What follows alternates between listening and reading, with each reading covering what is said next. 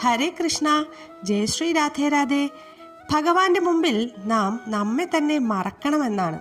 അവിടെ ഞാനും നീയും എന്ന ഭാവഭേദമില്ല. അതുകൊണ്ട് തന്നെ ഒരാചാരത്തിൻ്റെയും ആവശ്യവും വരുന്നില്ല. ആ പരമപ്രേമം ഉണ്ടായാൽ മാത്രമേ ഭക്തനും ഭഗവാനും ഒന്നായി ആ സച്ചിദാനന്ദം അനുഭവിക്കാൻ കഴിയുകയുള്ളൂ.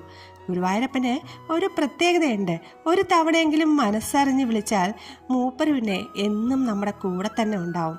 നിരന്തരമായ പരീക്ഷണങ്ങളും ചില സമയങ്ങളിൽ കുഞ്ഞു കുഞ്ഞു സങ്കടങ്ങളും അപമാനങ്ങളും ഒക്കെ നേരിടേണ്ടി വന്നാലും അതെല്ലാം തന്നെ നമ്മുടെ നന്മയ്ക്കായി ഭഗവാൻ ഒരുക്കിയ പദ്ധതികളായിരുന്നു എന്ന് നമുക്ക് മനസ്സിലാകും. നിഷ്കളങ്കമായ ഭക്തിയോടെ ഉള്ളു തുറന്ന് വിളിക്കുന്നവർക്ക് എന്നും വെളിപ്പുറത്താണ്.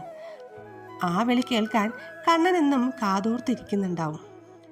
അപ്പോൾ എൻ്റെ ഈ വീഡിയോ കാണുന്ന എല്ലാവരും എന്നെ ഒന്ന് സബ്സ്ക്രൈബ് ചെയ്യാവോ? ചെറിയ ചെറിയ സഹായങ്ങൾ വലിയ വലിയ സന്തോഷത്തിന് ചിലപ്പോൾ കാരണമായാലോ. രാധേ രാധേ.